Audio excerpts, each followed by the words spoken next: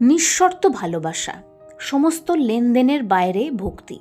ঠিক এই জিনিসটাই ঈশ্বর আপনার কাছ থেকে চান।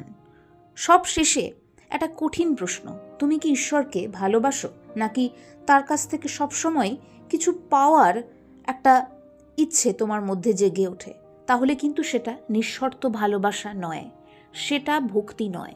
তুমি তোমার সাথে ঈশ্বরের যে সম্পর্ক, তাকে লেনদেন বানিয়ে ফেলেছ, সেখানে তুমি বাণিজ্য যুক্ত করে ফেলেছ।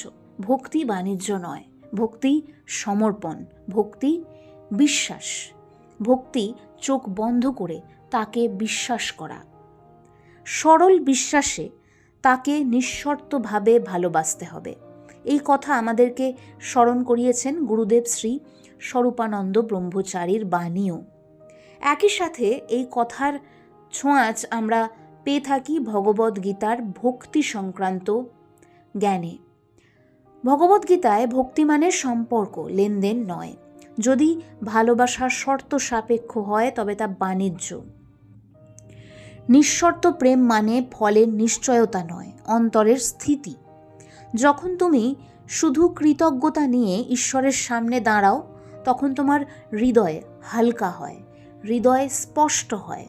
তুমি সঠিক সিদ্ধান্ত নেবার, সঠিক জীবনচিত্র দেখবার উপযোগী হয়ে ওঠো।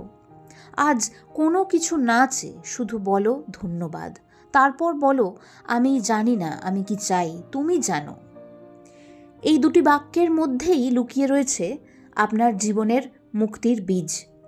তুমি তোমার সব চাহিদা জানো না, কিন্তু তিনি জানেন। আর যখন তুমি নিঃশর্ত ভালোবাসা শিখে ফেলবে, তখন ইচ্ছা পূরণের থেকেও আরও বড় কিছু তুমি পেয়ে যাবে, অন্তরের স্বাধীনতা।